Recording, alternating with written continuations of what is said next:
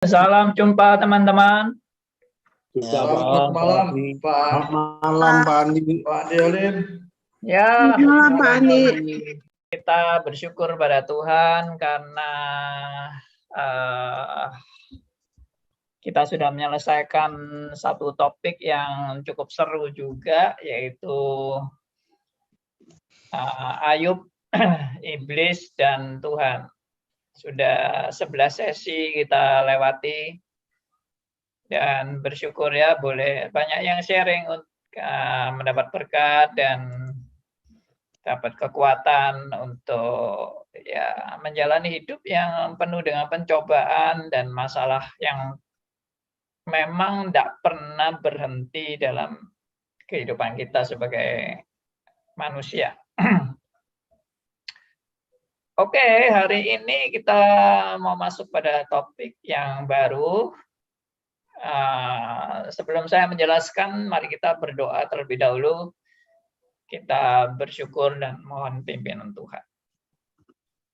Bapa yang di surga, kami datang kepada Tuhan karena kami orang-orang biasa, bahkan orang-orang berdosa yang tidak layak. Namun Tuhan mau layakkan kami sebagai anak-anak Tuhan. Kami boleh dapat hak istimewa di dalam kami menjalani hidup, karena kalau tanpa anugerah Tuhan, hidup kami pasti sia-sia. Kami serahkan ya Tuhan dari awal sampai akhir semua yang kami akan pelajari bersama. Kami juga percaya ini adalah anugerah Tuhan, karena tanpa anugerah-Mu, tanpa Tuhan mencelikkan mata rohani kami tetap dalam kebutaan dan tidak akan bisa memahami kebenaran yang daripada Tuhan. Terpujilah nama Tuhan, kami serahkan doa kami serahkan seluruh diskusi ini, kiranya Tuhan yang menaungi, Tuhan yang memelihara, Tuhan yang memberikan kami tuntunan, bimbingan, sehingga kami boleh mengerti kebenaran-kebenaran yang daripada Tuhan. Kami serahkan doa kami dalam satu nama, yaitu nama Tuhan kami Yesus Kristus, Tuhan dan Juru Selamat kami yang hidup sampai selamanya. Amin. Oke, saudara, kita mengangkat topik ini tujuannya sekali lagi seperti yang topik-topik sebelumnya, yaitu kita tidak pernah punya tujuan mau menghakimi. Ya, kita tidak pernah punya tujuan mau menghakimi siapapun. Kita tidak mau menghakimi. Apakah di Alkitab itu memang kita dilarang menghakimi? Jawabannya yes, yes or no, not, ya. Artinya ya dan tidak. Maksudnya adalah apa yang dimaksud dengan menghakimi dan apa yang dimaksud kita boleh tanda petik menghakimi. Jadi ini kalau soal ini kita pendahuluan ya. Pendahuluan. Saya percaya sesi ini juga akan banyak dan akan bersambung terus seperti kita membahas yang topik-topik sebelumnya. Ya, Arminianism vs Calvinism, ya, satanologi, ya, predestinasi, double atau single, itu semua berseri semua. Jadi kenapa saya buat seri? Karena supaya pemahamannya itu komprehensif dan tidak tergesa-gesa. Wah, kalau misalnya sekaligus dalam waktu 2 jam langsung semua informasi lengkap, itu pun akan membuat Anda mungkin terlalu tegang atau malah nggak masuk ya. Terlalu banyak sampai nggak masuk gitu. Jadi kita harus ya istilahnya pelan-pelan manusia itu membutuhkan proses kok. Manusia belajar itu juga membutuhkan proses, membutuhkan waktu, membutuhkan penalaran, ya. Kita bisa menerima informasi, kita mengolah informasi, kita menyimpulkan informasi supaya nggak membabi buta. Ya, kita tidak membabi buta, kita tidak juga tadi menghakimi dengan sangat subjektif begitu ya. Enggak deh, kita nggak mau itu. Kita mau benar-benar bertanggung jawab dengan apa yang kita mau bahas bersama. Dan ini kan sifatnya obrolan, sesuai dengan temanya obrolan. Jadi saya juga beri kesempatan untuk bicara, mungkin ada yang kasih pendapat, ada yang sharing gitu ya. Nggak apa-apa. Nggak ada salahnya kok sharing itu. Ada yang bilang, oh di Reform nggak boleh sharing. Ya, yang nggak boleh itu kalau sharing ngawur itu yang nggak boleh. Ya toh, sharing yang nggak punya dasar teologi, lalu amburadul kacau balau gitu sharingnya. Ya, itu nanti harus diluruskan ya. Tapi sharing itu alkitabiah. Ya, kita justru harus bersaksi. Bagaimana? Anda punya kebenaran, Anda belajar kebenaran, tapi Anda tidak mau bersaksi. Wah, itu tambah apa gunanya kita memperoleh kebenaran kalau kita tidak mau bersaksi. Kan gitu. Anda diperlengkapi untuk Anda menjadi saksi. Cuma saksinya itu harus saksi yang benar gitu loh. Jangan saksi yang ngaco, yang malah menyesatkan gitu kan. Nah, itu. Jadi kita dalam hal ini mau belajar bersama, ya. Oke, sekarang kembali ke tadi topik yang saya angkat mendahului semua ini, yaitu apakah kita memang mau menghakimi saudara-saudara kita yang lain. Nggak ada itu ya, maksud tuh mau menghakimi itu nggak ada. Kita itu spiritnya satu, yaitu apa? Mau memberitakan kebenaran. Ya, kita sudah dilatih ya tentang presupposisi, epistemologi, Bible logic, ya kita sudah dilatih semua. Kalau saudara ada yang masih belum pernah dengar itu, bisa lihat YouTube kita yang ya mungkin awal-awal pembahasan awal dari seperti satanologi itu saya sedikit uraikan itu mengenai epistemologi ya, presupposisi dan Bible logic. Oke, kembali lagi ke menghakimi. Jadi sebetulnya kita itu tidak mau menghakimi, tapi kerinduan kita itu adalah menyatakan kebenaran.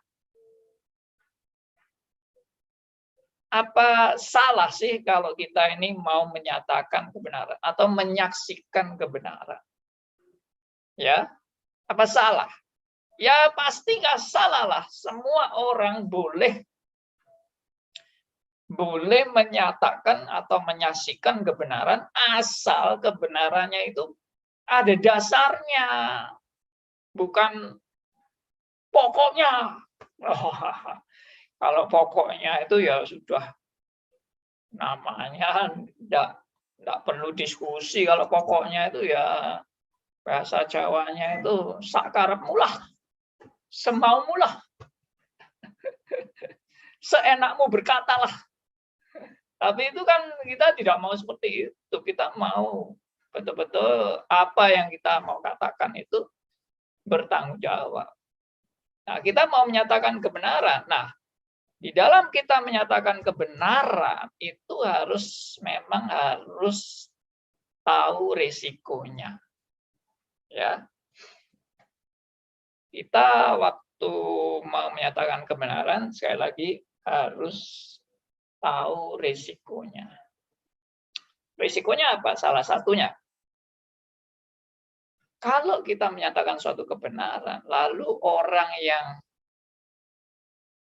kita beritahu kebenaran ini adalah orang yang punya pendapat yang bertentangan dengan kebenaran yang saya beritakan. Ya, saya ulangi ya. Waktu saya mau menyatakan suatu kebenaran dan kebenaran ini saya sampaikan kepada orang yang bertentangan dengan kebenaran yang saya sampaikan. Pasti apa? Pasti orang yang punya pendapat yang bertentangan dengan kebenaran yang saya sampaikan ini, dia merasa apa? Defense, Pasti, Pak. ya, Defense, Pak. defense, ya betul. Dia pasti merasa dirinya diserang. Wah, orang ini menyerang saya ini.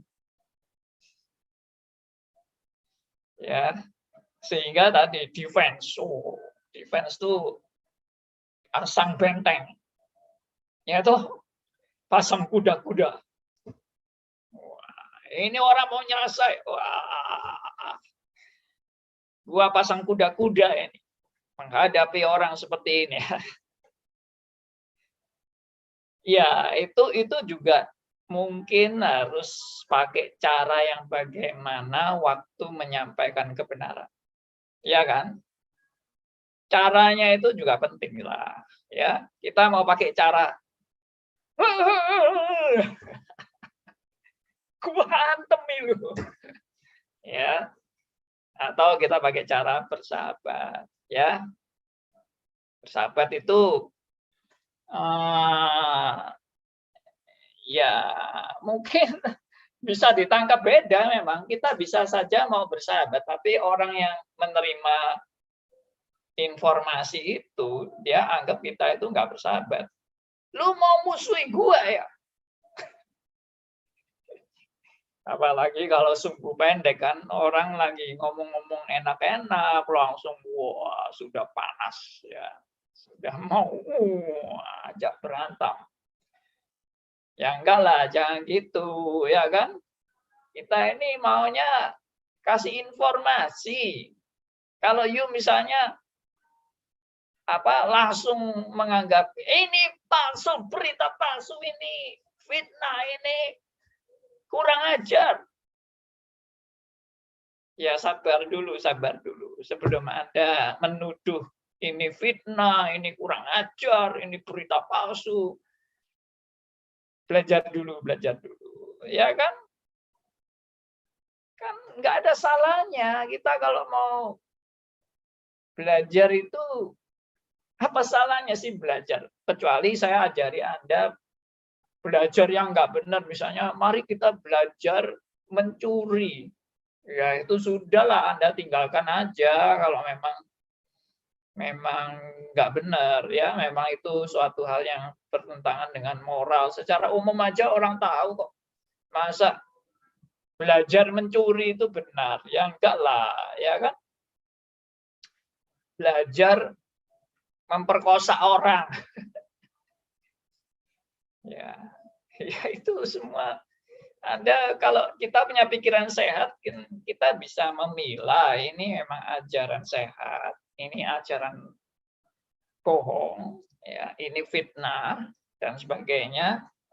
Nah, Anda bisa menelitinya. Sekarang ini gampang kok mau mengecek ajaran ini palsu, bohong, hoax, ya, hoax atau hoax, ya, atau nah, ini gampang zaman sekarang ini, ya, ada namanya Om Google, itu bisa carilah Om Google itu. Tapi jangan cepat-cepat marah dulu. Kalau kita diajak belajar bersama itu kan malah bagus.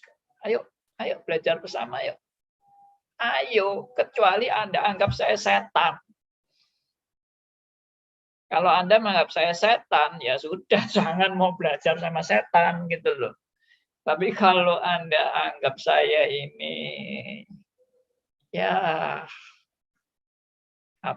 beritanya bisa dipertanggungjawabkan, ya ayo kita belajar bersama. Karena saya pernah, ya terus terang, saya pernah mengajak hamba Tuhan, ada beberapa hamba Tuhan lah saya ajak untuk belajar bersama. Ditolak saya, nggak mau. Mereka nggak mau belajar bersama. Saya bilang, kenapa? Kenapa nggak mau? Percuma, nggak ada gunanya, katanya. Orang diajak belajar kok ngomong nggak ada gunanya. Ini terlalu sumbu pendek ya. Negative thinking. Kita jangan terlalu negative thinking, sumbu pendek, langsung marah, langsung curiga, pasang kuda-kuda. Ya, kalau saya dilawan dengan kuda-kuda Anda, ya saya pasti kalah lah, ya kan? Saya ini badannya kecil, kurus, ya toh. Mau dihantam sekali ya langsung roboh saya. Oke, cuma saya dalam hal ini sedikit mau kasih ayat. Ya, ayat ini, salah satu ayat ini adalah yang sering dipakai oleh almarhum Bapak yang sangat saya hormati, meskipun juga banyak orang jengkel sama Bapak ini, tapi saya sangat menghormati beliau, yaitu Bapak Profesor Said-Tapi. Ya, almarhum, beliau sudah dipanggil Tuhan, dan tapi saya selama beberapa tahun pernah bekerja sama dengan beliau, dan saya banyak belajar dari beliau sebagai senior saya yang saya hormati. Beliau memang bukan pendeta, tapi beliau orang Kristen yang benar-benar berjuang untuk memberitakan nilai-nilai Kristen, khususnya dalam dunia hukum. Ya, nah ada ayat yang beliau seringkali pakai dan bagi saya bagus ya, firman Tuhan ini bagus sekali. Dan coba kita lihat Galatia 4 ayat 16. Ya. Galatia 4 ayat 16. Bisa ada teman yang mau bacakan buat kita semua. Galatia 4 ayat 16. Saya bacakan, Pak. Silakan Pak Endarto. Galatia 4 ayat 16. Apakah dengan mengatakan kebenaran kepadamu, aku telah menjadi musuhmu? Iya. Wah. Waktu Bapak Said-Tapi men-sharekan ayat ini itu terus terang saya nggak terlalu perhatian dengan ayat ini. Tapi waktu beliau mengungkapkan ayat ini, saya agak terkejut ya. Oh ternyata bagus juga ini ya.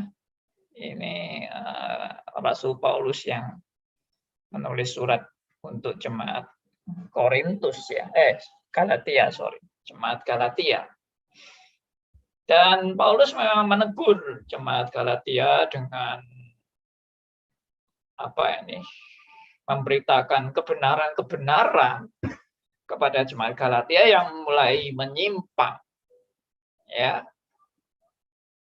Dan reaksi dari orang yang memang menerima kebenaran yang Rasul Paulus beritakan itu memang bisa memusuhi Rasul Paulus. Ya, karena mungkin entah mereka mencurigai Rasul Paulus atau ada yang memfitnah Rasul Paulus atau apa. Paulus bilang, apakah dengan mengatakan kebenaran kepadamu, aku telah menjadi musuhmu. Nah, ayat ini saya juga mau pakai sebagai satu semboyan dalam diskusi kita. Ya. Bolehkah aku memberitakan kebenaran kepada Anda?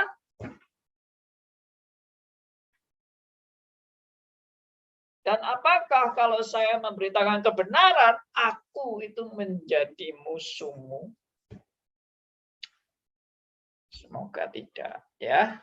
Semoga kita semua, saya yakinlah orang sehat itu kalau dikasih tahu kebenaran, mestinya mau terima.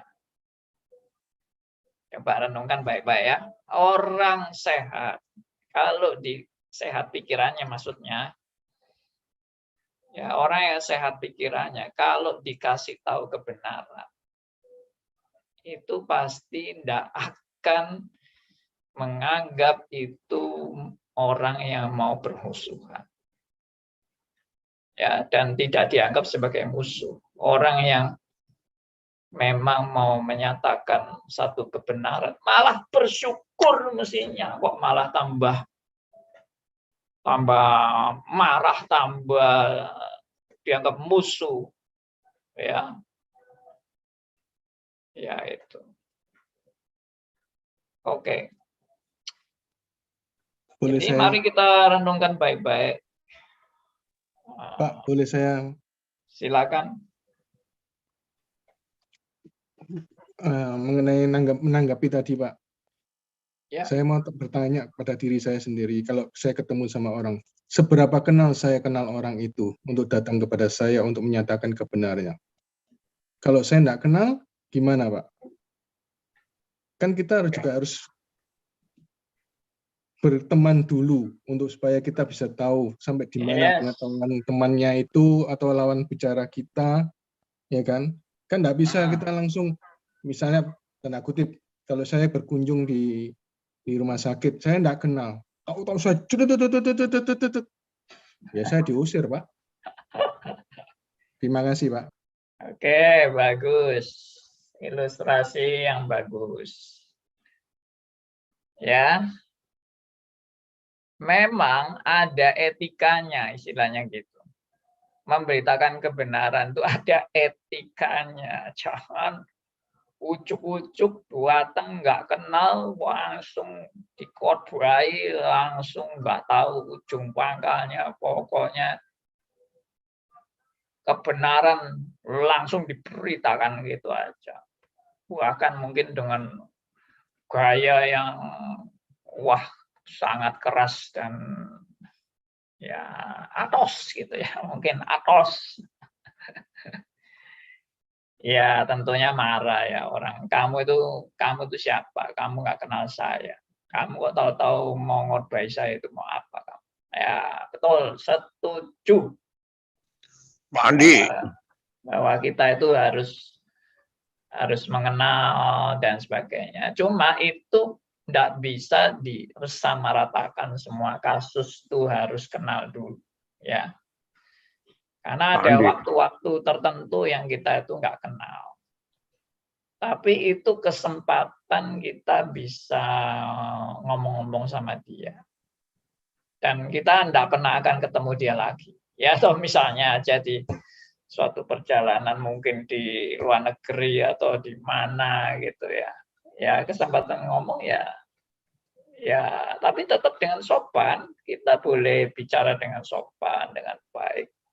Tidak masalah ya. Nah, kalau ini yang saya mau katakan ini adalah dalam forum yang sekarang lagi kita pakai ini, yaitu forum streaming ya. Kita masuk di YouTube atau di Zoom atau di radio RMC. Ya, radio RMC kan sudah bertahun-tahun berjalan ya. Jadi memang kalau radio itu ya kita beritakan, orang kenal tidak kenal ya kita tetap beritakan. Kalau di radio ya kan, masa aku mau kenal dulu sama kamu ya, toh di radio kenalan dulu gitu, baru saya beritakan. Wah ya tidak siaran-siaran kalau seperti itu. Jadi memang ada forum-forum umum yang kita itu boleh memberitakan asal loh ya. Di radio itu kan juga tidak boleh, ada beberapa syarat yang nggak boleh diberitakan di radio. Ya, itu misalnya mengandung sara atau menyinggung mengenai etnis dan sebagainya, ya, ya pokoknya SARA itulah. Ya, jadi memang harus dihindari itu.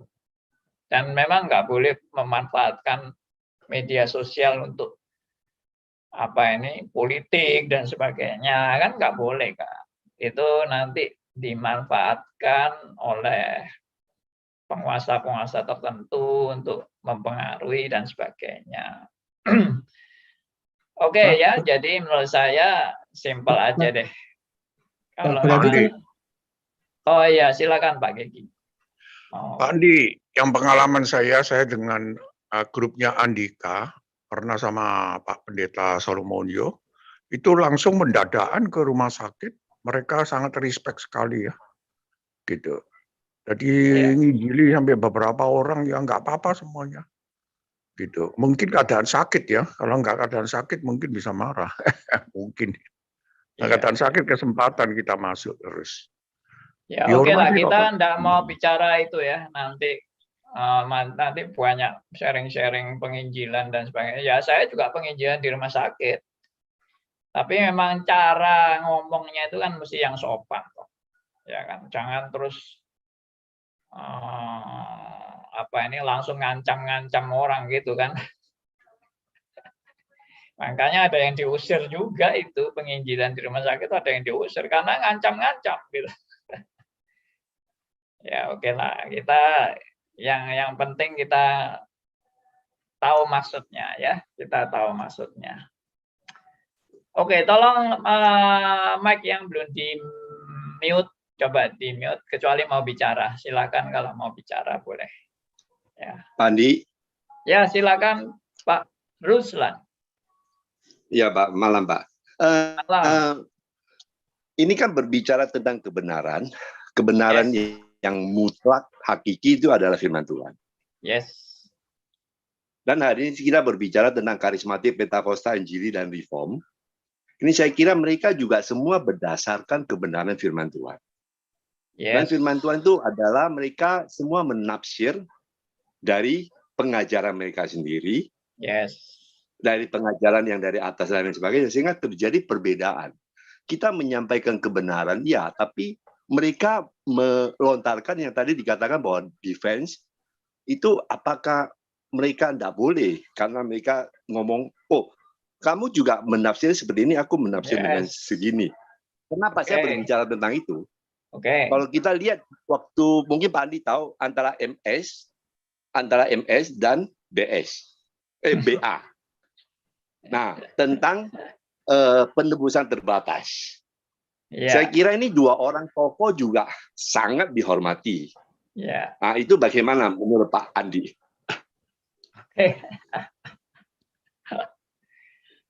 Oke. Jadi saya tahu yang dimaksud Pak Ruslan ya. Jadi gini, saya dari tadi itu bicara kalau saya menyampaikan kebenaran, lalu ada orang lain yang menerima dan dia punya pandangan yang berbeda atau bertentangan dengan kebenaran yang saya beritakan, maka pasti orang itu bisa merasa aku diserang,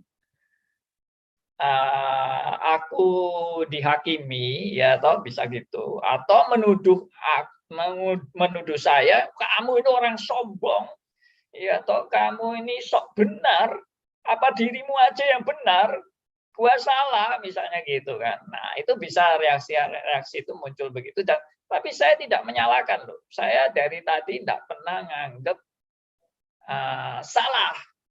Kamu tidak boleh defense, terimalah saya. Oh, enggak gitu, enggak. Yang saya maksud, yang dari tadi saya ajak itu ada apa? Diskusi. Kita ini kan tadi saya buka forum ini kan forum obrolan. Obrolan itu kan berarti Anda boleh berbicara, Anda boleh berbicara, bukan saya, lu yang beda sama gua, bungkam lu ya. Enggak. Saya tidak mau pakai cara-cara diktator seperti itu. Tapi yang saya mau itu adalah ayo kita itu belajar bersama. Itu yang kerinduan saya dari dulu itu belajar bersama. Cuma ya memang ini forum saya ya, sekarang ini forum saya. Kalau misalnya memang betul-betul mau bikin forum belajar bersama itu, wah saya nanti akan buat forum khusus, mengundang pakar-pakar dari kelompok mereka untuk juga bicara. Ya, tapi ini saya ya maaf, saya tidak memakai forum seperti itu. Saya tidak mengundang pakar-pakar mereka untuk berbicara di sini karena saya cuma mau memperkenalkan. Saya mau memperkenalkan inilah kebenaran yang saya mau sampaikan. Misalnya ada orang yang nggak terima atau ada orang yang mau mengajak debat dengan saya, ini bukan forum debat. Saya tidak mau forum saya ini menjadi forum debat. Kenapa? Kenapa? Karena kalau mau forum debat ya bikin khusus forum debat. Ini forum yang saya pakai ini adalah forum belajar. Forum belajar, forum untuk bersama-sama bertumbuh. Kalau Anda merasa bahwa informasi yang saya sampaikan ini ngawur, ngaco, fitnah, bohong, ya dan sebagainya, ya Anda nggak dipaksa untuk ikut di sini. Anda kalau mau tinggalkan pertemuan ini ya silakan, saya kan tidak memaksa. Tapi kalau Anda bersikap terbuka dan saya pengen tahu sih yang diajarkan Pak Andi Halim ini apa. Anda mau dengar, silakan. Anda boleh bertanya juga silakan. Tapi kalau mau berdebat, ini bukan forum debat. Ya, bertanya boleh. Tapi kalau mau debat, saya akan mungkin kalau mau saya ditantang berdebat ya saya mungkin akan buat forum debat sendiri. Ya, cuma saya tidak terlalu suka berdebat. Saya orangnya ya simple aja lah. Saya sederhana aja gitu loh. Saya cuma beritakan ini, you mau terima ya oke, nggak terima ya hak Anda gitu loh. Saya nggak mau ngajak Anda bermusuhan kok. Saya cuma mau beritakan kebenaran. Oke, itu yang pertama ya. Jadi tentang menghakimi itu sama sekali tidak. Kita itu tidak menghakimi. Tapi memang yang kedua itu tadi kalau tadi saya beritakan kebenaran langsung orang merasakan aku diserang nih ya. Wah ini mau ngajak musuhan sama saya. Enggak, jangan salah paham gitu. Tapi memang yang kedua itu Alkitab sendiri katakan pada saat kebenaran diberitakan. Itu kalau kebenaran, sungguh-sungguh kebenaran loh ya, bukan kebenaran dari mulut saya, tapi kalau kebenaran itu memang dari Allah. Kebenaran itu akan secara tidak langsung menghakimi. Jadi bukan saya yang menghakimi, tapi kebenaran itu yang menghakimi. Ya. Dan itu dengan sendirinya terjadi. Saya kasih contoh ya, misalkan Yohanes 3 ayat 16 itu. Yohanes 3 ayat 16 itu kan kata-kata yang indah kan. Kata-kata yang indah dan kata-kata yang menginformasikan betapa besar kasih Allah akan dunia ini. Ya, coba kita lihat ya. Saya ajak saudara. Ini contoh kebenaran yang diberitakan itu bisa secara tidak langsung itu menghakimi. Padahal memang itu hanya mau memberitakan kebenaran, bukan mau menghakimi. Tapi memang mau nggak mau akhirnya juga menghakimi. Ya. Yohanes 3:16. Coba ada yang mau bacakan Yohanes 3:16. Silakan, siapa aja. Karena begitu besar kasih Allah akan dunia ini, sehingga Ia telah mengaruniakan anaknya yang tunggal, supaya setiap orang yang percaya kepadanya tidak binasa, melainkan beroleh hidup yang kekal. Amin. Coba lihat ayat ini. Ayat ini memang tujuannya mau menghakimi enggak? Enggak dong. Ayat ini memberitakan satu berita sukacita, yaitu betapa besar kasih Allah kan dunia ini. Sehingga Ia telah mengaruniakan anaknya tunggal, supaya barang siapa, supaya setiap orang yang percaya kepadanya tidak binasa, melainkan beroleh hidup yang kekal. Bagus kan?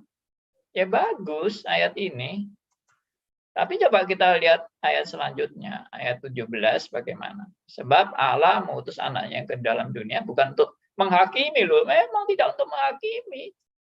Ya, dalam dunia bukan untuk menghakimi, melainkan untuk menyelamatkan oleh Dia. Siapa yang mau menghakimi? Enggak ada. Ya, tapi ayat 18. Coba kita lihat ayat 18-nya. Ya, silakan. Ada yang mau bacakan ayat 18 ini? Siapa aja? Silakan.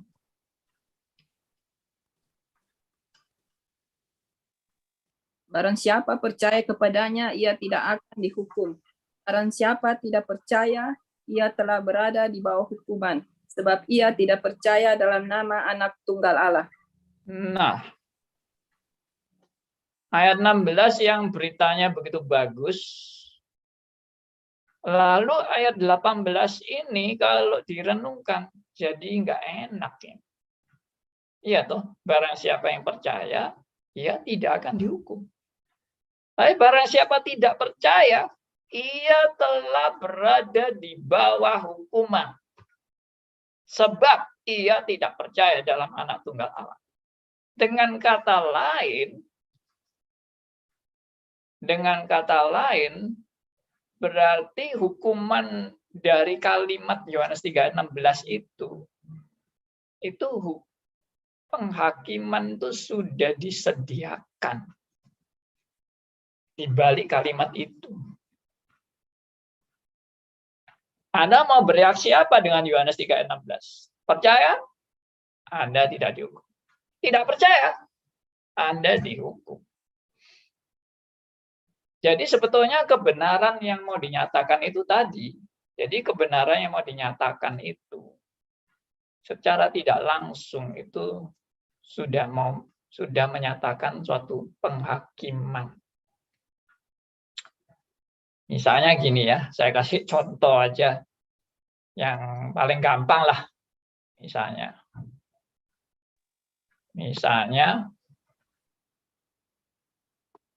jangan mencuri.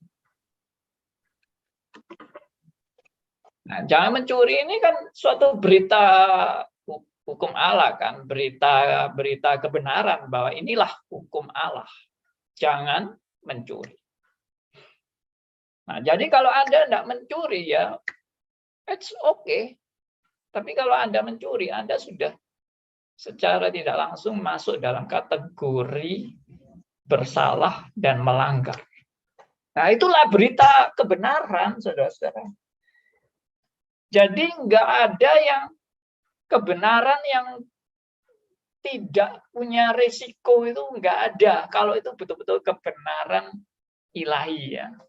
Kalau kebenaran relatif sih terserah. Misalnya bakso itu enak. Saya beritakan kebenaran. Bakso itu enak. Anda mau percaya, Anda nggak mau percaya, nggak ada risiko apa-apa bagi Anda kan. Anda kalau tidak mau percaya omongan saya bahwa bakso itu enak, Anda tidak terhukum kan. Itu kalau omongan-omongan yang relatif begitu loh. Tapi kalau itu suatu kebenaran yang hakiki, mau nggak mau itu akhirnya sikap percaya atau tidak percaya itu berisiko. Oke ya, jadi saya nggak mau berlama-lama dalam kata menghakimi, jadi sebetulnya begini. Yang dilarang menghakimi itu adalah kalau saya menilai sesuatu berdasarkan ukuran kebenaran saya sendiri. Saya ulangi ya. Saya menghakimi yang dilarang dan tidak boleh menghakimi itu adalah kalau saya menilai sesuatu atau menilai seseorang atau sesuatu berdasarkan ukuran kebenaran dari diri saya sendiri. Nah, itu namanya menghakimi. Kalau ukuran dasarnya itu kebenaran dari diri saya sendiri. Tapi kalau saya menyatakan suatu kebenaran yang berasal dari firman, dan itu bukan ukuran pribadi saya, tapi itu firman Tuhan, maka saya tidak bersalah di dalam menyatakan misalnya orang korupsi itu merugikan ya negara dan itu berdosa. Kalau saya mengatakan begitu, itu saya menghakimi enggak? Ya mungkin yang dari orang yang korupsi merasa dia dihakimi. Tapi kalau dari sudut saya itu memberitakan suatu kebenaran hukum, baik secara hukum negara maupun secara hukum Alkitab, bahwa orang korupsi sama dengan mencuri kan? Dan Alkitab melarang orang untuk mencuri. Gitu. Bukan saya menghakimi, itu hukum Allah. Nggak boleh saya beritakan itu. Jangan beritakan itu. Itu namanya menghakimi. Kamu nggak boleh bilang korupsi itu berdosa.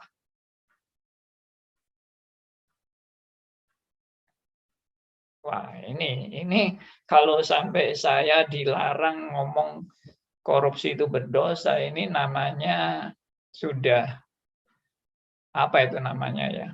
Sudah pengeroposan kebenaran. Kebenaran dikaburkan, sudah dikaburkan.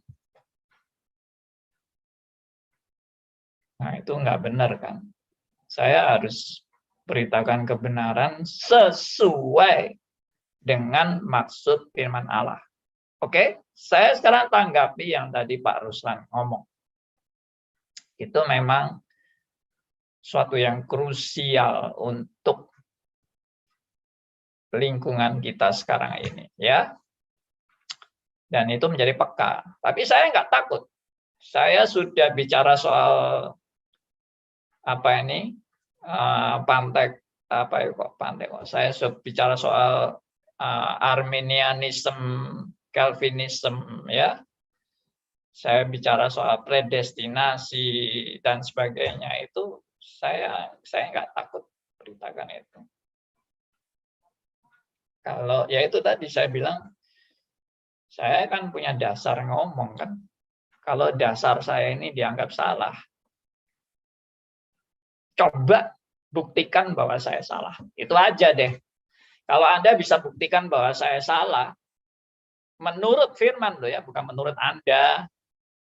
Saya nggak mau itu orang-orang yang ngomong menurut Anda, menurut firman.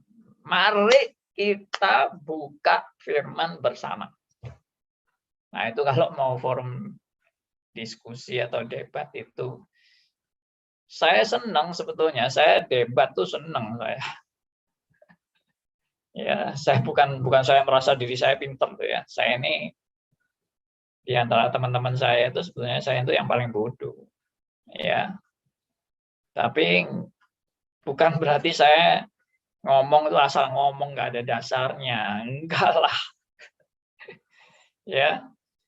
Oke, saya sukacita kok. Saya membawakan ini dengan sukacita dan saya juga santai ya, seperti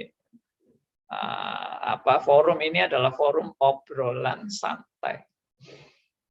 Jadi jangan tegang-tegang. Anda juga yang dengar jangan tegang-tegang. Santai aja. Ya, tapi santai tapi serius. Saya santai ini nggak ngomong sembarangan ya, nggak ngomong ngaco-ngaco saya. Saya ngomong selalu bertanggung jawab, apalagi dalam forum resmi seperti ini dan didengar banyak orang. Ya, video saya semua saya rekam. Ya, kalau saya salah, tolong kasih tahu salahnya di mana. Mungkin saja saya namanya manusia kan bisa salah. Nggak apa-apa, saya dikasih tahu salahnya malah saya seneng. Supaya saya tidak mengulang-ulang lagi kesalahan saya dong. Ya, bagus itu kasih tahu kesalahan saya, tapi jangan pakai maki-maki gitu kan. Kita yang baik-baik aja. Saudara, katanya saudara, apalagi saudara seiman. Tuh. Ya, oke kan, saudara seiman kita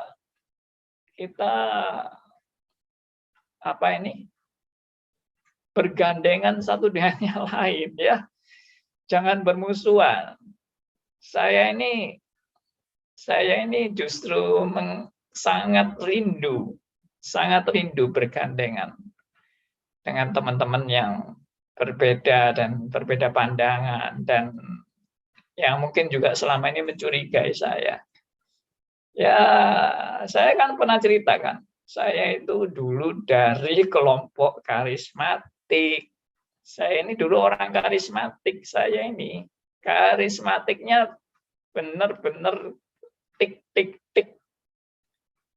Alias benar-benar saya tekuni, saya tidak ikut-ikutan. Saya bahkan sudah jadi tanda petik ya leader dalam ya kelompok-kelompok KTB karismatik yang saya pimpin.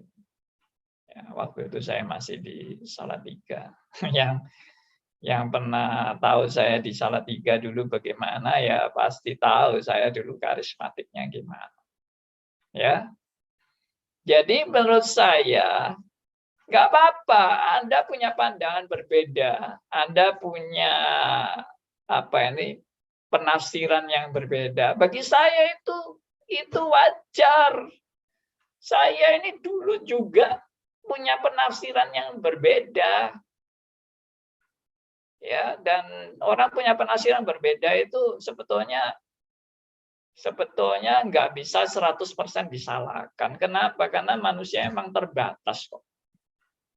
Cuma kan mari kita belajar itu loh. Maksud saya itu penafsiran Anda bagaimana, penafsiran saya bagaimana. Ayo kita belajar dan problemnya di mana. Gitu, problemnya di mana. Seperti saya sudah membahas bahasa roh ya. Saudara yang seringkali menuduh kami ini anti bahasa roh. Ya, itu kan juga tuduhan kan.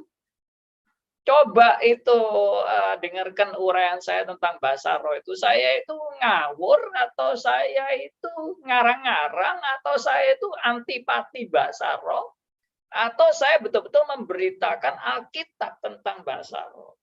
Buktikan. Dengar itu seri bahasa roh itu. Kalau nggak salah 14 seri. Saya membahas bahasa roh itu 14 seri A 1,5 jam. Ya. Teliti baik-baik. Saya tidak mau Anda mendengar cuma 1, 2 sesi, 3 sesi langsung disimpulkan. Oh, Andi Halim ini bahasa rohnya itu wah sudah ngawur itu pandangannya ngaco itu. Anda cuma dengar baru 3. Padahal saya membahas 14. Iya toh? Nggak benar itu kesimpulan kayak gitu tuh. Anda kalau mau menyimpulkan, dengarkan serius, teliti baik-baik apa yang saya omongkan, cari salahnya di mana. Ya, saya tidak katakan bahwa saya ini pasti benar 100%, saya ini sudah setara dengan firman Allah, yaitu ngawur juga. Saya sadar saya ini bukan nabi, saya juga bukan rasul.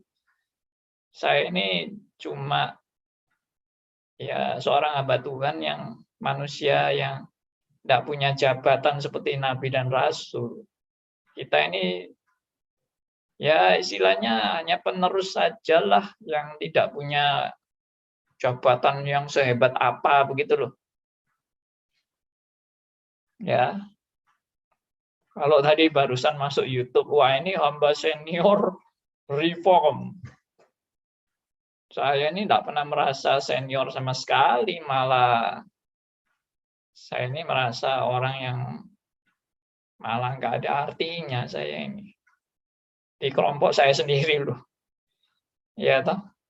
Tidak apa-apa itu bagi saya, tidak ada urusan lah. Saya itu bagi saya tidak penting itu. Saya dianggap senior apa-apa itu bukan hal yang penting itu. Yang penting itu omongan saya ini kebenaran atau bukan, itu aja. Biarpun senior tapi kalau omongannya ngawur ya Anda tidak usah terima kan. Tapi kalau ada orang junior bicara yang benar, biarpun dia junior, saya harus terima. Meskipun dia junior. Kalau dia junior saya, ngomong yang menegur saya dan saya betul-betul yang dia tegur itu saya betul-betul dalam posisi salah. Saya mau terima, seharusnya saya terima. Jangan gara-gara cuma junior. Lu arek cilik, mau apa lu? Gua sikat lu, ya. Sebelum lu lahir, gua sudah ada. Wah, itu terlalu arogan ya. Kita nggak pakai cara-cara gitu. Oke, jadi saya senang dengan pertanyaan Pak Ruslan tadi juga saya senang sekali. Dan memang itu betul. Memang kita itu punya penafsiran yang berbeda-beda. Tapi saya optimis. Optimisnya apa? Kalau Anda mau belajar sungguh-sungguh. Anda mau belajar dengan mendalam. Oke, mari kita belajar bersama. Tapi kalau Anda sudah belum nantang, ngelawan, wah ya, nggak bisa belajar dulu lah sebelum ngomong belajar. Ada orang-orang yang kritik saya di YouTube itu. Pak Andi Alim, khotbah Anda ini sesat. Khotbah Anda ini merusak iman Kristen. Anda lebih baik tak usah khotbah. Ya, ini ini benar-benar menjadi pokoknya dinilai saya ini sudah betul-betul merusak iman Kristen, menjadi batu sandungan. Saya di damprat gitu di YouTube itu. Saya ya dalam hati saya ketawa sih. Ketawanya itu kamu dari omonganmu aja saya sudah tahu. Kamu itu ngerti apa sih yang saya khotbahkan? Belum sudah ngomong khotbah saya amat sesat, amat merusak iman Kristen. Ya, mengaco dan sebagainya, lebih baik tidak usah khotbah. Saya harap Pak Andi belajar Alkitab baik-baik. Ya, jangan cuma taunya reform. Ya, sudahlah, saya tidak mau balas apa-apalah. Saya cuma bilang gini, dengarkan baik-baik khotbah saya. Kalau Anda menganggap khotbah saya merusak iman Kristen, berarti Anda itu nggak nangkep khotbah saya. Sudah itu aja kesimpulannya. Kamu itu nggak nangkep khotbahku. Kamu itu nggak merenungkan baik-baik apa yang saya khotbahkan. Langsung ngomong aja, dan saya tahu Anda ngomong lantang seperti itu karena Anda tersinggung dari khotbah saya. Karena Anda menganggap khotbah saya itu langsung sudah merusak sistem keyakinan Anda. Lalu Anda pakai dalih, ini merusak iman Kristen, padahal itu merusak pikiran kamu. Gitu loh. Pikiran kamu itu lalu kamu anggap pikiran kamu itu mewakili iman Kristen. Pikiran saya dipakai setan untuk merusak iman Kristen. Ya, nanti dulu lah sebelum menyimpulkan kayak gitu. Saya enggak mau balas maki-maki Anda, cuma saya bilang belajar dulu baik-baik. Ya, saya tahu Anda itu belum belajar baik-baik. Tapi ngomongnya sudah banter. Ya, pelan-pelan lah. Saya itu sekarang sudah usia 68 ya toh. 68 tahun dan saya sudah belajar sampai hari ini pun saya masih belajar. Ya. Saya tidak pernah merasa bahwa oh saya sudah tahu semua. Enggak, saya masih banyak yang benar-benar bodoh saya ini. Ya itu tadi saya bilang kan banyak teman-teman saya itu lebih pintar dari saya. Ya. Nggak usah minder tapi meskipun banyak yang lebih pintar, tapi kalau saya bertanggung jawab memberitakan kebenaran ini, saya akan terus maju. Oke. Nah, itu tadi ya. Menghakimi, nah, menghakimi dan sebagainya. Oke, silakan. Ada yang mau masuk? Pak Elia, silakan. Saya mau menanggapin titiknya Pak Andi tadi sebutkan. Itu salah satunya adalah fanatik, Pak. Waktu Anda masih di sana, Anda fanatik. Anda sudah di sini, Anda fanatik. Dalam kereforman Anda sekarang, dulu ke Armenianan Anda. Tapi saya melihat begini, Pak. Kalau seorang narasumber tidak mempunyai satu ilmu psikologi, dalam arti kata psikologi berkomunikasi. Psikologi. Oke lah, itulah, apakah namanya logi-logi itulah. Kecuali, kecuali Pak Yoga, itu kan yoga bukan logi. Yang mau saya katakan begini Pak, waktu Anda mengangkat tadi ayat, satu adalah pemberitaan kebenaran, tapi langsung dilanjutkan ayat penghakiman. Wah, ciamik sekali Pak. Itu pengantar yang bagi saya, seorang pembicara harus mengerti bagaimana mengatur sebuah kalimat berdasarkan ayat. Jadi, satu pembukaan hari ini sangat bagus menurut saya, telah Pak sampaikan. Walaupun ada persepsi lain yang disampaikan, bahwa ini adalah persepsi lain itu adalah menyangkut kepada sesi ayat yang kedua, yang tadi Pak sampaikan, barang siapa percaya itu kan kebenaran yang secara umum disampaikan, bukan menghakimi. Tapi setelah itu, kalau tidak percaya, berarti sudah terhakimin. Ini satu pembukaan yang bagus menurut saya. Thank you, Pak. Terima kasih, Pak Elia. Ya, Pak Elia ini partner saya yang bagus. Ya, saya sampai pernah kasih julukan sparring partner saya.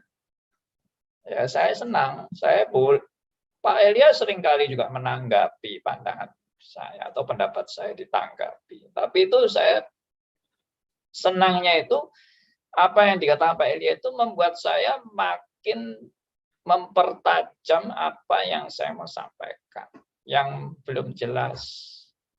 Ya, saya bersyukur. Saya malah terima kasih. Pak Elia harus pakai helm, Pak. Belum dikirim helm Pak itu belum dikirim sama sponsor saya sih. Halo Pak Darmius. Ya, Pak, tadi ini sesinya pembukaan ini kan soal mengenai kritik ya Pak ya? Menghakimi Pak. Menghakimi. Menghakimi, oke. Nah, tadi disebutkan berarti waktu kita sampaikan kebenaran, ya kan? Nah, itu kan banyak orang yang merasa itu tuh dihakimi gitu kan. Nah, kemudian dia defense gitu. Kan umumnya gitu tuh, Pak. Nah, biasanya yang defense juga itu dia punya, nah itu kan kita dalam konteks ranah firman Tuhan ya Pak ya. Nah, yang repotnya begini Pak, kita juga kan tentu punya dasarnya untuk kenapa kita memberitakan kebenaran kan tentu Paulus seringkali ya, bahkan memerintahkan itu kan. Tetapi mereka juga yang defense, itu juga punya dasar ayat firman Tuhan gitu loh. Nah ini yang repot. Ini coba ya, ada beberapa ayat yang sering dipakai. 1 Tawarikh berapa itu?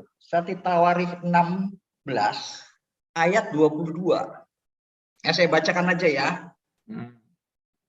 Jangan mengusik orang-orang yang urapi,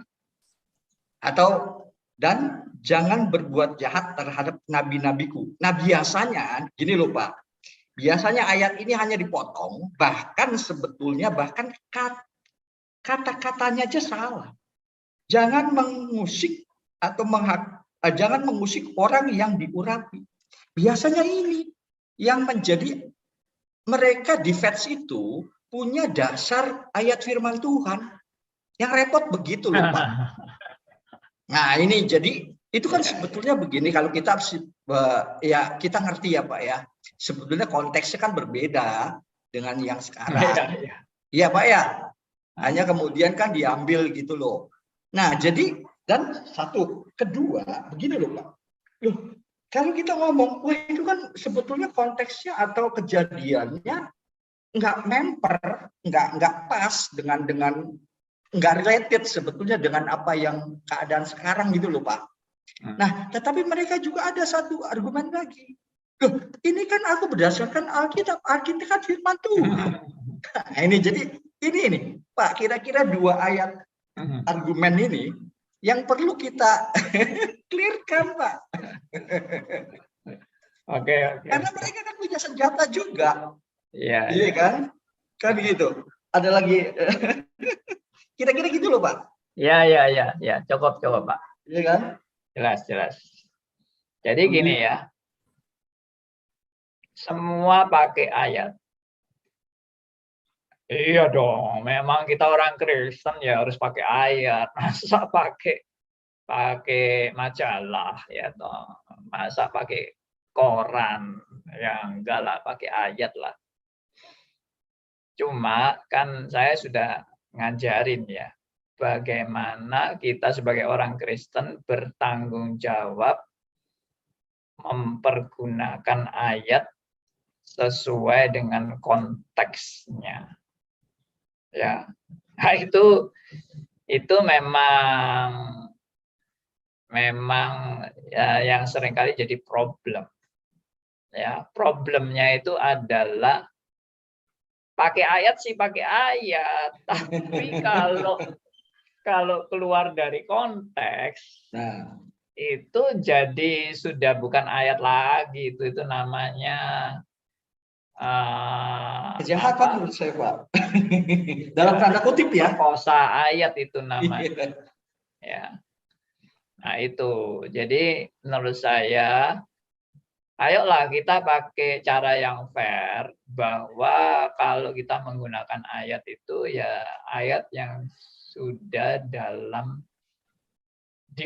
sudah diuji kebenarannya sesuai dengan yang saya ajarkan itu, tekstual, kontekstual, dan kontentual.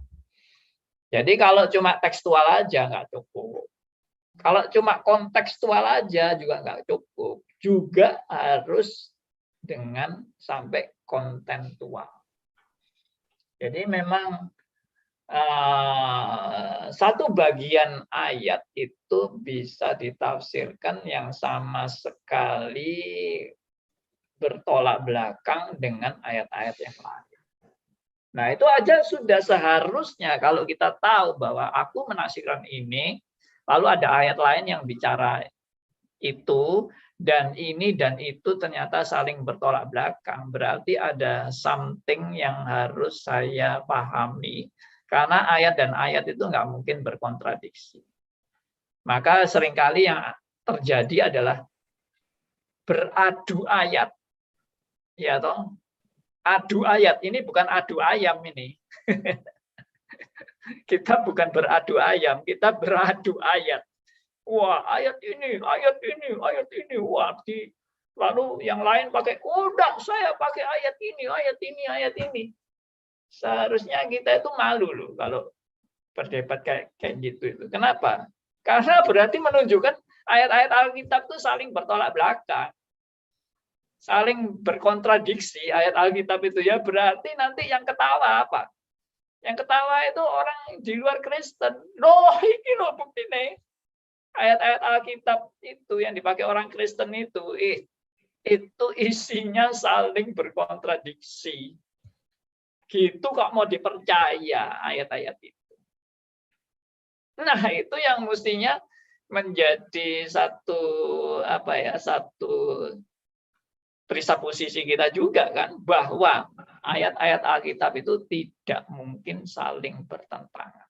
Nggak mungkin.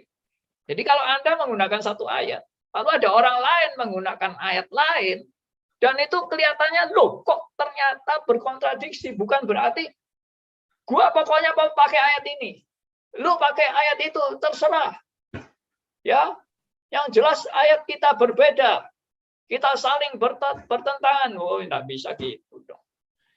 Ayat dan ayat itu pasti harus saling melengkapi dan saling mendukung dan tidak mungkin berkontradiksi. Tidak mungkin. Kalau kelihatannya berkontradiksi berarti ada yang saya masih nggak ngerti. Nah, kalau ada yang nggak ngerti, coba kita pending dulu, iya kan?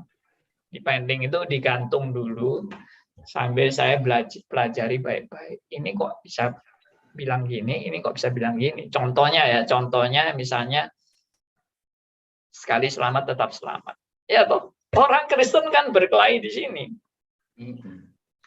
Ada yang yakin sekali selamat tetap selamat, ada yang bilang keselamatan bisa hilang, bisa terlepas. Mana yang benar? Sekali selamat tetap selamat atau keselamatan bisa terlepas dari hidup kita? Nah, kalau ada pertentangan seperti ini, Anda mau ngotot dengan ayat-ayat yang Anda yakini cuma satu bagian itu, yang ayat-ayat lain Anda tidak mau dengar. Anda tidak mau tahu. Atau kita seringkali memperkosa ayat. Maksudnya ayat-ayat yang tidak sesuai dengan keyakinan saya. Oh, ini maksudnya begini loh, maksudnya begini. Kita belok-belokkan sampai kelihatannya seturut dengan kemauan saya. Nah, itu namanya memperkosa ayat.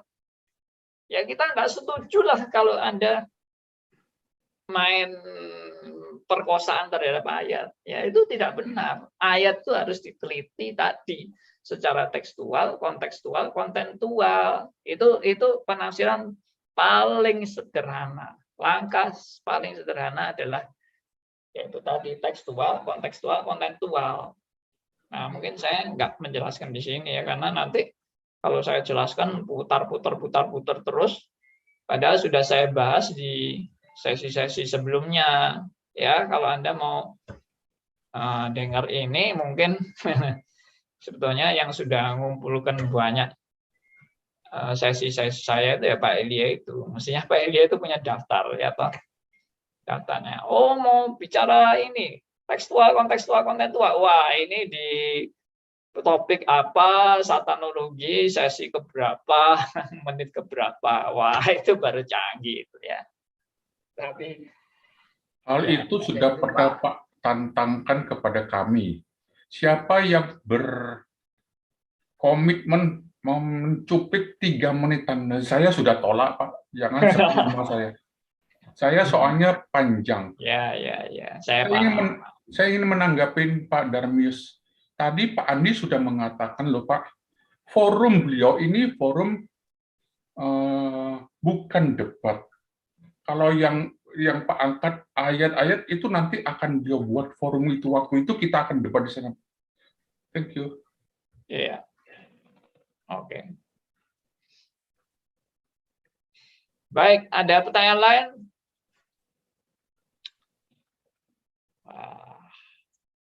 Ini apa ini? Ada tulisan dari Pak Rudi Des14. Betul Pak Andi, Yohanes 7 ayat 24. Iblis waktu cobain Yesus juga pakai ayat. Ya itu. Nah itu loh Pak. Jadi yang sering, makanya mereka kuat defense-nya. Ya. Kira-kira itulah. Jadi mungkin perlu dielaborate lah. Sebetulnya ya itu konteks dan teksnya kan nggak tepat. Ya. Jadi gini ya, saya mau tegaskan ini. Saya tidak setuju dengan pendapat misalnya setiap orang berhak menafsirkan ayat menurut kebenarannya sendiri masing-masing. Itu saya 100% tidak setuju dengan pendapat itu. Setiap orang berhak menafsirkan ayat menurut kebenarannya sendiri masing-masing. Enak aja Anda menafsirkan ayat menurut kebenaran Anda. Itu spirit ya dari teologi hermeneutik ya, penafsiran Alkitab itu spiritnya adalah mau menangkap maksud yang sebenarnya dari ayat-ayat yang ditulis di Alkitab. Mau menangkap maksud yang sebenarnya dari ayat-ayat yang ditulis dalam Alkitab. Jadi tidak boleh aku menafsirkan menurut seleraku, menurut pikiranku sendiri, menurut pengalamanku, menurut teologiku, ya, menurut subjektifku, itu sama sekali tidak bisa dibenarkan. Ya, maaf, Anda saya yakin kalau Anda berpikir sehat, Anda setuju dengan pendapat saya. Tapi kalau Anda pikirannya kurang sehat, Anda pasti menolak. Anda akan bilang, tidak. Setiap orang boleh berhak menafsirkan ayat menurut kebenarannya sendiri. Ya sudah. Berarti kita tidak mungkin bisa ketemu kalau seperti itu. Kita tidak mungkin bisa belajar bersama karena Anda sudah punya pikiran-pikiran kebenaran menurut kebenaran Anda sendiri. Anda tidak mau diajak untuk mari kita melihat apa maksud Alkitab yang sebenarnya. Nah, itu saya konsisten dalam hal itu. Saya sudah mengajar kurang lebih 36 tahun dalam saya mengajar teologi. Saya selalu komitmennya adalah mari kita belajar untuk makin dalam mengerti apa maksud Alkitab yang sebenarnya, bukan menafsirkan semau gue. Ya, penafsiran semau gue itu sama sekali tidak bertanggung jawab dan sama sekali out of ini logik, ya, logik yang sehat itu sudah di luar pikiran akal sehat orang yang menafsirkan ayat sakar PDW itu, ya, sama gue. Andi, boleh bertanya Pak? Silakan Bapak Elia. Kalau kita kadung Pak dalam satu komunitas yang sama, tapi punya teologi yang sangat berseberangan, bagaimana sikap kita? Akan bagus Pak, contohnya Pak Edi Rusli Pak. Saat beliau ada di komunitas yang suatu saat dia dicelikan sama Tuhan, dia keluar dari komunitas itu dan mengembara cukup lama sampai akhirnya waktu Tuhan memberikan komunitas, katakanlah di forum GRII untuk masuk di sana. Kalau nggak ketemu seperti itu Pak dan tetap berada bersama, apakah yang harus kita lakukan? Thank you. Ya, bagus pertanyaannya. Jadi begini ya, saya menjawab pertanyaan Pak Elia itu akan saya jawab dengan apa yang Tuhan kerjakan dalam hidup saya. Saya dulu kan juga terlibat dalam aliran-aliran yang macam-macam itu. 1001 macam aliran saya pelajari. Saya datangi, bahkan bukan hanya saya pelajari saja, saya datangi, saya bergaul dengan aliran-aliran itu. Ya, maksudnya 1001 macam itu bukan betul-betul 1001 macam ya. Maksud saya itu pokoknya apa yang saya bisa kenal, saya berkenalan. Aliran yang saya kepengen kepengen tahu karena saya belum tahu, saya mau belajar. Semua aliran saya pelajari. Yang saya bertemu tentunya, yang saya nggak bertemu ya saya nggak tahu. Dan dengan demikian ya, saya itu sangat terbuka sekali dengan semua aliran. Waktu pertama-tama saya bertobat, saya sangat terbuka dengan semua aliran. Karena saya juga nggak ngerti aliran, nggak ngerti. Yang saya cuma tahu adalah orang yang percaya sama Yesus diselamatkan. Sudah itu. Oke, ini saya mute aja. Ini ada mic yang belum di mute. Ya, tolong host bisa bantu saya kalau ada suara-suara masuk langsung di mute. Jadi begini, jadi waktu saya mulai bertobat itu, saya sangat terbuka sekali karena bagi saya memang keselamatan itu kuncinya kan cuma karena percaya kepada Kristus. Jadi bagi saya pokoknya orang percaya kepada Kristus itu adalah saudara saya dan kita pasti seharusnya bersatu. Semua saudara dalam Kristus seharusnya bersatu. Itu konsep saya waktu itu. Saya enggak pernah belajar teologi, enggak pernah belajar aliran. Saya enggak tahu itu apa, entah yang namanya karismatik, yang namanya Protestan, Pantekosta, apa segala macam. Ya saya tahu sih aliran-aliran itu tahu. Tapi bagi saya setelah saya bertobat, semua itu adalah dalam Kristus. Semua itu saudara saya. Semua saya cintai. Nah itu sikap saya. Dan saya waktu itu di Salatiga itu saya berkenalan hampir dengan semua pendeta dari semua gereja. Entah dari gereja karismatik, entah dari gereja Pantekosta, entah dari gereja Protestan, entah dari gereja Muria, gereja apapun lah, termasuk gerejanya Watchmeni. Saya juga masuk.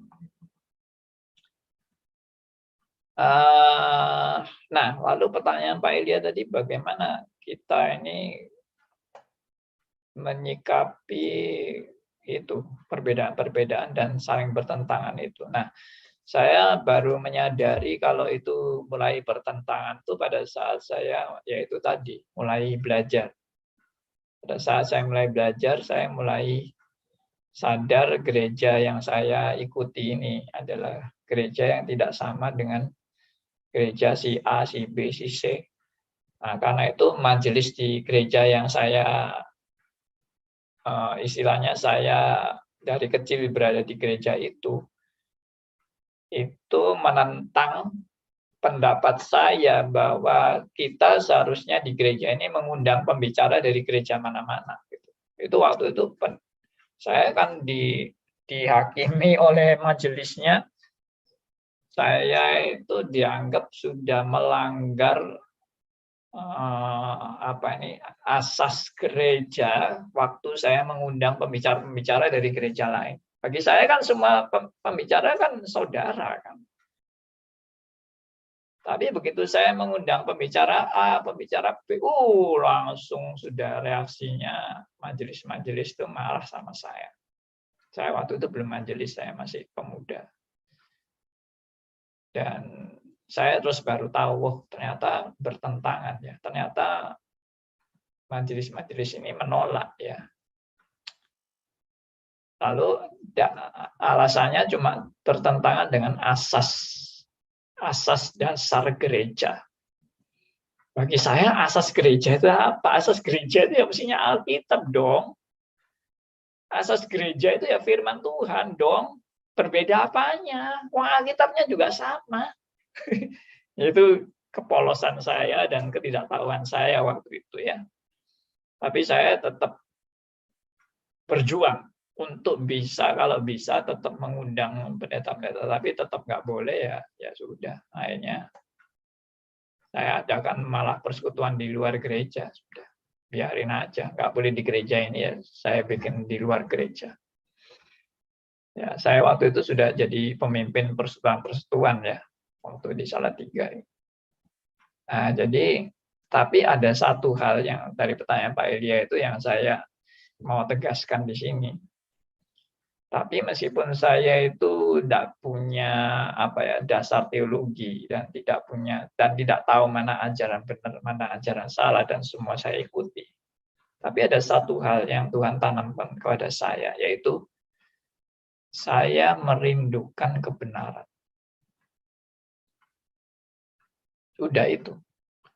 Saya merindukan kebenaran. Bukan saya rindu yang cocok sama saya ya. Enggak. Saya itu rindu. Kalau memang itu kebenaran, saya mau ikut. Kalau kebenaran. Nah, masalahnya kan saya nggak tahu ini benar atau nggak benar. Dasar saya juga belum jelas. Tapi yang jelas bibit yang Tuhan tanamkan pada saya adalah kalau itu kebenaran, saya mau ikut. Biarpun bertentangan dengan keyakinan saya. Itu sudah komitmen saya sejak awal. Tapi karena saya nggak tahu mana yang benar, mana tidak, semua saya ikuti. Tapi komitmen saya adalah, kalau memang itu kebenaran, saya mau ikut. Bahkan saya pernah cerita ya, saya hampir pindah agama. Karena saya waktu itu baca buku, dan buku itu begitu meyakinkan bahwa agama itu benar. Saya sudah mau pindah agama waktu itu. Karena saya anggap kalau ini benar, bahkan saya berdoa kepada Tuhan, Tuhan tunjukkan aku kalau memang agama si A ini adalah benar. Saya mau tinggalkan agama saya yang sekarang ini untuk ikut agama itu, karena buat apa saya ngotot dengan agama saya kalau ternyata agama saya salah dan ternyata agama mereka yang benar. Saya mau pindah. Sampai sebegitunya komitmen saya itu. Jadi saya tidak ada dalam diri saya itu tidak ada kengototan pokoknya saya mau meyakini, saya mau pegang apa yang saya yakini, saya tidak mau berubah. Dan yang saya yakini pasti benar. Itu tidak saya pegang. Saya tetap terbuka. Pokoknya kalau ada kebenaran, saya mau ikut. Kalau ada kebenaran lagi, saya mau ikut. Kalau ada yang menyatakan lagi, ini lebih benar lagi, saya mau ikut. Itu sikap saya. Dan memang itu juga ada nggak baiknya. Nggak baiknya itu apa? Saya bisa pindah-pindah terus. Tiap kali nanti saya ketemu kebenaran, pindah lagi. Ketemu kebenaran, pindah lagi.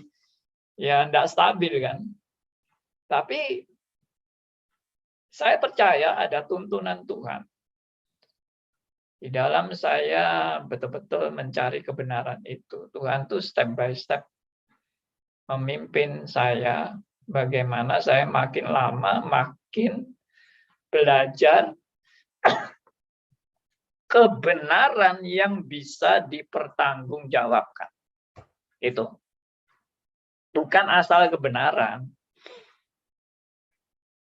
Sekarang kalau ada 5 statement, 5 pernyataan tentang kebenaran. Tapi 5 kebenaran ini saling bertolak belakang. Bagaimana seharusnya saya sebagai orang yang meyakini suatu kebenaran yang sekarang saya pegang? Itu tidak bisa kan, saya lalu punya sikap, pokoknya aku yang benar, yang lain salah. Padahal saya tahu ini bertentangan, ini bertentangan, ini bertentangan. Dan masing-masing juga menyatakan kebenaran. Jadi sikap saya bagaimana? Sikap saya uji. Ya, saya uji. Kebenaran itu harus diuji.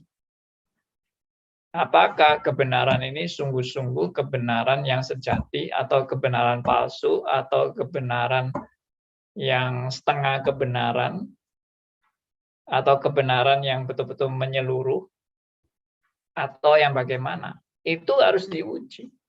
Dan ujiannya itu kembali lagi.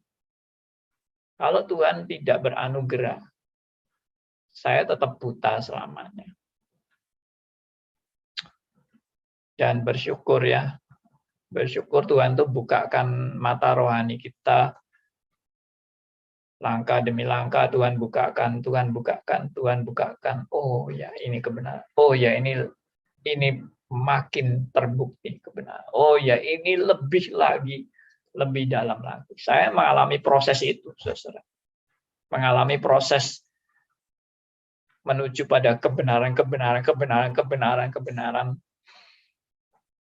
Karena itu saya tidak pernah lagi meragukan kebenaran yang sekarang saya pegang.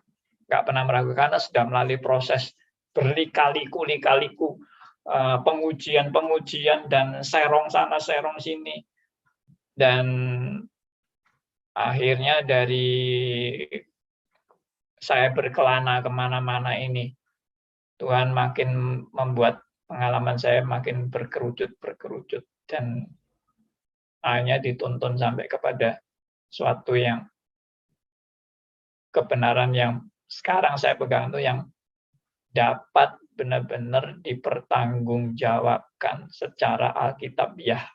Kalau nggak percaya, lihat semua YouTube saya. Saya itu menyatakan kebenaran itu pengawuran atau saya betul-betul konsisten mengajak Anda belajar kembali kepada Alkitab.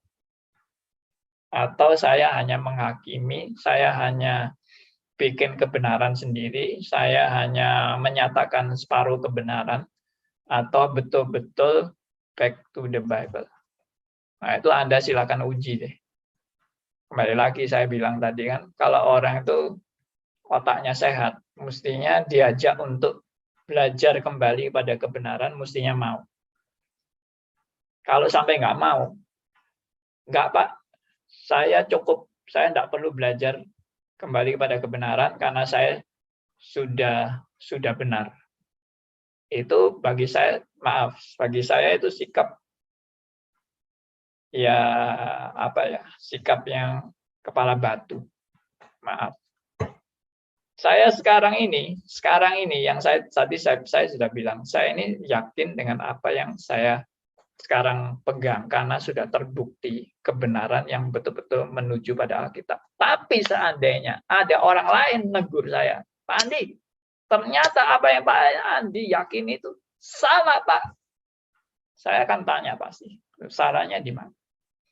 Gini Pak, ternyata Alkitab itu bilangnya begini. Jadi keyakinan Pak Andi ini bertentangan loh dengan ayat Alkitab. Wah, kalau itu Anda bisa nyatakan pada saya pasti akan bersikap mau berubah dan mau meneliti, mau belajar, dan kalau itu betul-betul terbukti kebenaran, saya akan tinggalkan keyakinan saya yang terbukti salah ini untuk mengikuti kebenaran yang Anda lebih bisa membuktikan bahwa itu betul-betul Alkitab. Saya mau pindah. Maksudnya pindah dari keyakinan yang saya pegang sekarang untuk mengikuti suatu kebenaran yang Alkitab nyatakan. Tidak usah namanya pindah keyakinan. Maksudnya, saya kan dulu yakin ayat ini artinya ini misalnya. Lalu ada orang yang menjelaskan, tidak Pak, ayat itu tidak kayak gitu. Ayat itu begini. Ya, saya akan, kalau betul-betul terbukti Alkitab, saya akan berubah. Nggak apa-apa. Bagi saya berubah itu memang mungkin orang bilang, wah Pak Andi ini pelin-pelan ya, nggak punya pendirian. Bagi saya bukan saya tidak punya pendirian, justru saya berpendirian. Karena saya tahu salah, saya akan berpindah menuju pada yang benar. Itu pendirian saya. Kalau orang lalu tidak mau pindah, itu justru menunjukkan dia itu sama sekali tidak punya dasar dari pendirian. Pendiriannya ngawur. Oke ya, saya harap ini suatu pembelajaran dasar yang paling mendasar, dan saya selalu memang mengutarakan hal-hal seperti ini untuk kita itu bisa berdiskusi selanjutnya. Karena ini justru menurut saya suatu kesempatan kita bisa terbuka terhadap kebenaran yang Tuhan mau nyatakan kepada kita. Kalau itu Anda kalau yakin omongan saya ini bukan dari Tuhan, silakan tinggalkan, nggak apa-apa. Saya juga nggak ada rugi apa-apa. Saya juga tidak ada untung apa-apa di sini. Saya cuma bertugas. Saya punya tugas dari Tuhan untuk apa yang Tuhan sudah kerjakan dalam hidup saya. Saya mau bagikan dalam segala keterbatasan saya. Saya bukan orang sempurna, bukan orang hebat, bukan orang luar biasa, tapi saya rindu kita semua kembali kepada Alkitab. Itu aja. Ya, ini sudah jam 9. Thank you, Pak Andi. Ya, terima Only by kasih. grace jawabannya, Pak ya. Ya, puji Tuhan. Kiranya saudara-saudara boleh semuanya dikuatkan, dan kita bukan selesai sampai di sini. Kita akan teruskan pada hari Kamis dengan jam yang sama. Bila saudara-saudara ada yang mau dapat link khusus untuk Zoom, ya, saudara dapat kiriman link Zoom-nya tiap kali ada pembelajaran seperti ini. Silakan kasih nomor telepon di chat Zoom ini sekarang. Ya, Anda bisa tulis nomor telepon Anda, tolong saya dikirimi WA alamat Zoom untuk pertemuan-pertemuan yang akan datang. Atau kalau Anda di YouTube, Anda bisa tulis di chatnya YouTube untuk alamat yang Anda, nomor telepon Anda atau WA Anda yang mau nanti di broadcast alamat Zoom-nya. Demikian teman-teman, saya sungguh bersyukur juga. Jadi semua yang saya paparkan ini adalah juga benar-benar beban saya, segenap hati saya. Dengan segala kesungguhan saya sampaikan ini karena ini juga pergumulan hidup saya.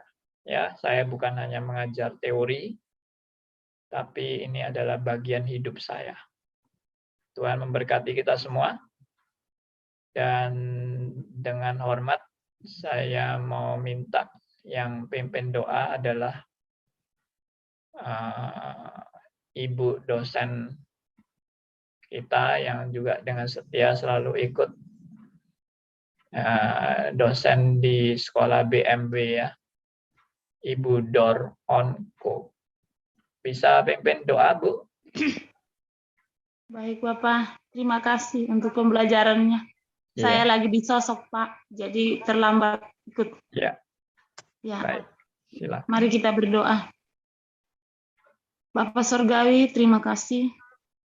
Kami mengasihi Engkau, dan kami tahu bahwa kasih kami yang sedikit ini bukan berasal dari kami juga, tetapi dari pekerjaan Roh Kudus, sehingga kami bisa mengasihi Tuhan. Tambah-tambahkanlah kasih kami kepada Tuhan, dengan cara salah satunya adalah belajar dan terus belajar kebenaran firman Tuhan. Merindukan firman Tuhan lebih dari segala-galanya menjadi bagian dari hidup kami. Kami percaya bahwa Tuhan, Engkau yang memakai hamba-Mu untuk menolong kami, merindukan dan menolong kami untuk melakukan firman Tuhan setiap hari. Kuduskan kami setiap hari ya Tuhan, agar apa yang kami belajar tidak terbuang dengan sia-sia, tetapi kami bisa mengaplikasikannya dalam kehidupan sehari-hari. Kami juga menolong teman-teman lain yang menurut kami sedang salah. Kami membawa dalam komunitas ini untuk mengasihi Kristus seperti yang kami telah alami. Tuhan memberkati semua kami yang ada di dalam Zoom ini, teman-teman kami yang tidak bisa hadir, baik di dalam maupun di luar negeri. Tuhan memberkati mereka agar kesempatan-kesempatan seperti ini yang akan diulang lagi, yang akan datang, mereka juga punya kesempatan yang baik untuk bersama-sama dengan kami. Terima kasih Tuhan, berkati anak-Mu yang menjadi narasumber bagi kami. Tolong anak-Mu dengan kekuatan, kesehatan, hikmat dari Tuhan yang terus bertambah-tambah. Dengan semua itu, anak-Mu boleh melayani kami, menggembalakan kami, untuk selalu ada di jalan Tuhan. Ajar kami, tolong kami, untuk selalu bersama-sama belajar dengan baik. Terpujilah Tuhan dan Juru Selamat kami, Yesus Kristus. Kami berdoa, mempersembahkan doa ini kepada Bapa di surga. Amin.